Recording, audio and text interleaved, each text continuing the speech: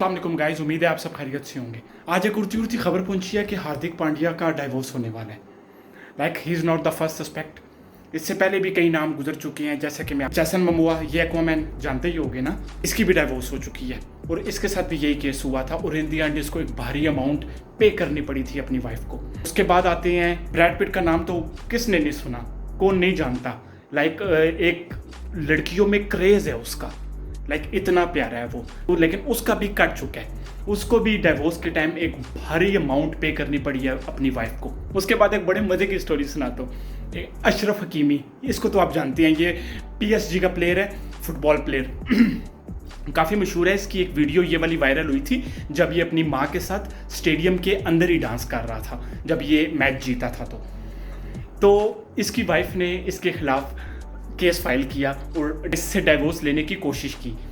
और जब अदालत में पहुंचे, अदालत ने कहा कि भाई तुम जिस बंदे से डाइवोर्स लेने जा रही हो और जिस रकम की तुम डिमांड कर रही हो इस बंदे से, इसके पास ये कुछ भी नहीं है।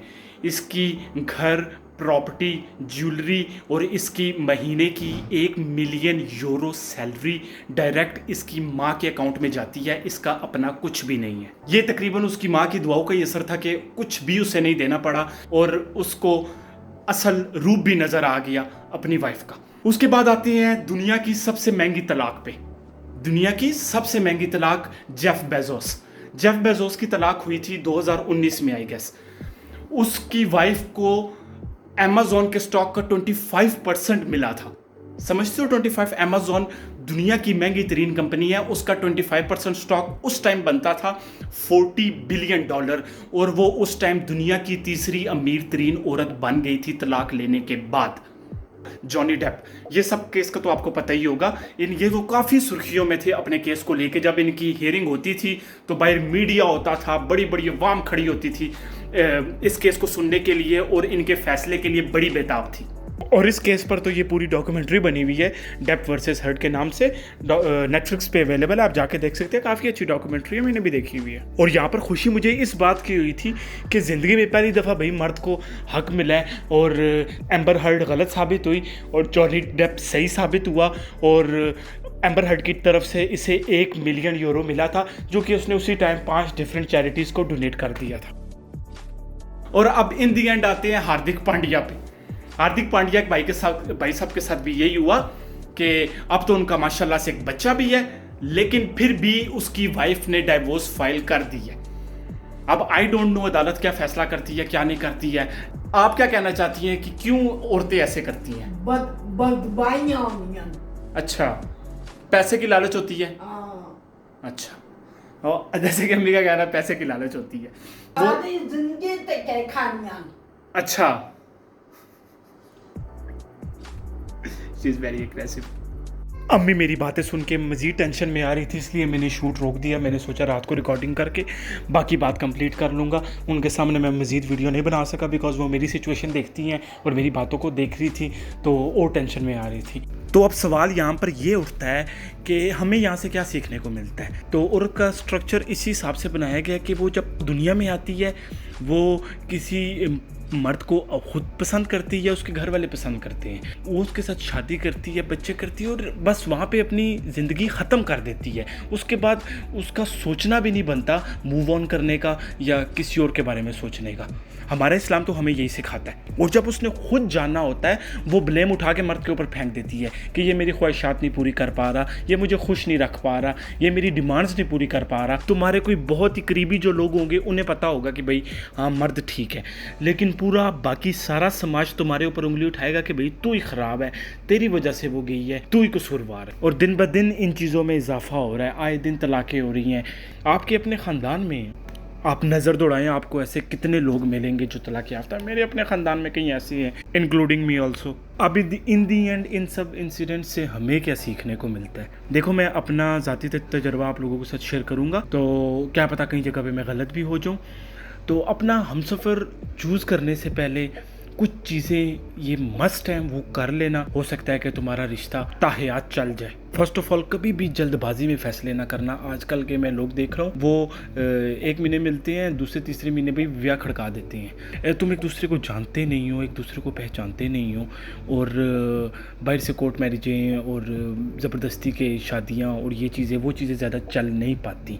पहले एक दूसरे को समझो। ये मैं लव मैरिज के लिए बात कर रहा हूँ। एक जगह मैंने पढ़ा था कि अगर रिलेशनशिप आपका 2-3 साल गुजर जाए उसके बाद आप शादी कर सकते हैं।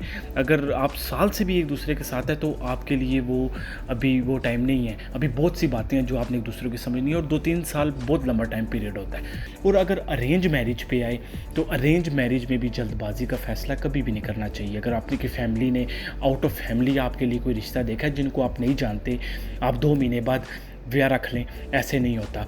आप उनके साथ दुआ खैर करें, आप उनके साथ 1 साल का मिनिमम 1 साल का गैप रखें शादी के बीच में, ताकि आना जाना हो, रख रखाव देखें, एक दूसरे को समझें। अगर कुछ बात सामने आने वाली हुई ऑटोमेटिकली आपके सामने आ जाएगी। अगर नहीं सब कुछ ठीक हुआ तो अल्हम्दुलिल्लाह सब कुछ ठीक होगा।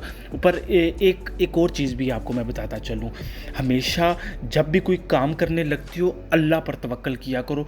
कहा करो कि ए अल्लाह मैं ये काम करने जा रहा हूँ, अगर ये काम मेरे लिए सही हुआ तो उसको नुकरे लगाना। मैंने भी ऐसे ही किया था, लेकिन मुझे अल्लाह की तरफ से निशानदेही भी हुई थी, लेकिन मैं उस निशानदेही को नहीं समझ पाया।